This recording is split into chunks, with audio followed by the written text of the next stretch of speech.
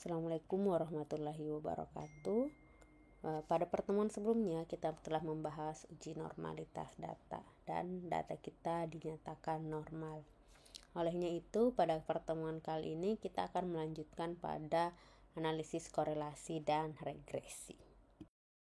Baik, ini adalah tampilan awal dari SPSS.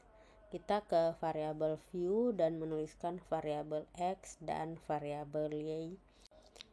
Label diganti dengan nama variabel, yakni pengelolaan kelas dan hasil belajar.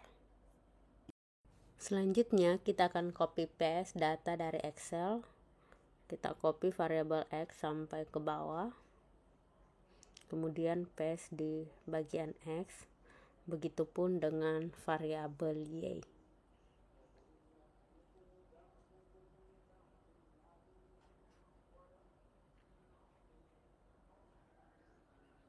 Nah, kita kembali ke variabel view dengan mengubah desimalnya menjadi 0 dan measure-nya menjadi scale.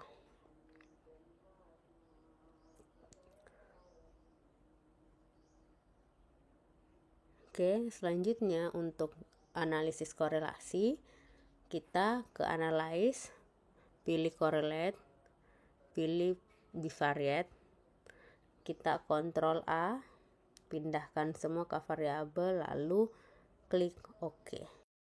Nah, hasilnya seperti yang muncul pada dataset 1, yakni hubungan antar variabel adalah 0,278. Nah, nilai 0,278 ini akan kita interpretasikan seperti yang ada pada tabel 18, yang sumbernya berasal dari buku saya sendiri yang berjudul Statistika untuk Penelitian Ilmu Sosial.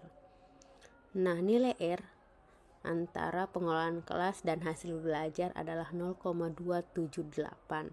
Jika diinterpretasikan pada tabel 18, maka berada pada rentang 0,21 sampai 0,40, yang artinya hubungannya lemah. Perubahan nilai variabel independen berhubungan positif atau negatif secara lemah dengan perubahan nilai variabel dependen.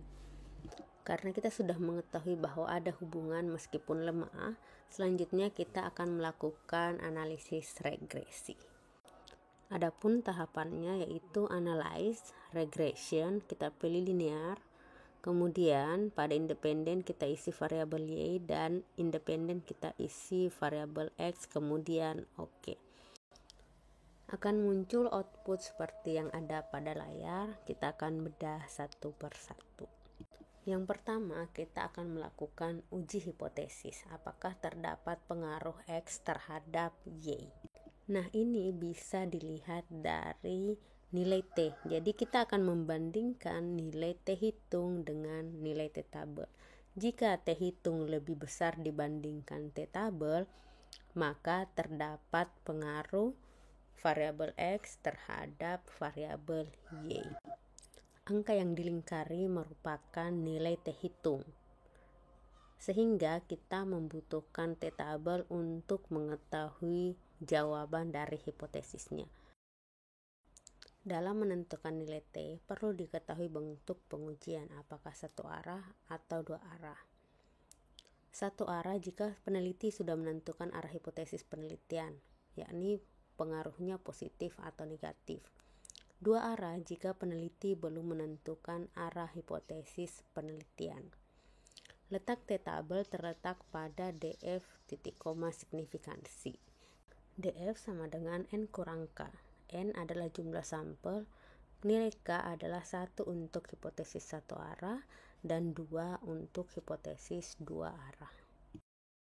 Hal yang pertama kita lakukan adalah menentukan letak T tabel.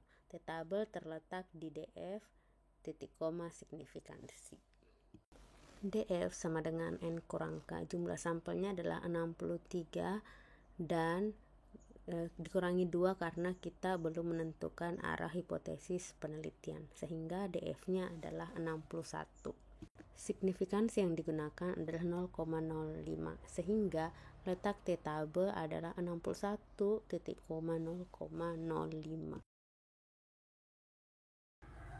Ini adalah tampilan T-tabel. Tadi T-tabelnya terletak di antara 61,0,05, berarti diperoleh T-tabelnya adalah 2. Nilai T hitung adalah 2,264, lebih besar dibandingkan T-tabel yakni 2, sehingga dapat disimpulkan bahwa terdapat pengaruh positif dan signifikan pengelolaan kelas terhadap hasil belajar siswa. Setelah uji hipotesis dilakukan, kita akan mengetahui berapa persen pengaruh dari pengelolaan kelas terhadap hasil belajar siswa. Nah, ini dilihat dari nilai R-square. Seperti yang terlihat di layar, nilai R-square adalah 0,077.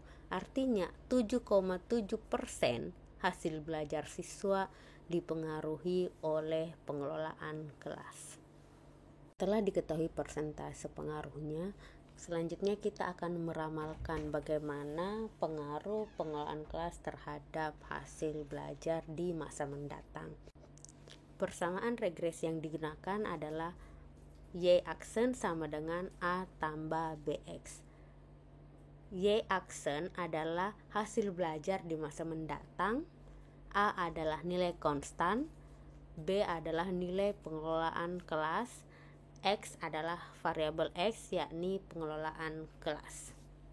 Sehingga diperoleh persamaan Y aksen sama dengan 73,937 ditambah 0,124X. Ini adalah persamaan regresi untuk meramalkan hasil belajar siswa. Sekian dan terima kasih. Sampai jumpa di pertemuan berikutnya, yakni ujian akhir semester. Assalamualaikum warahmatullahi wabarakatuh.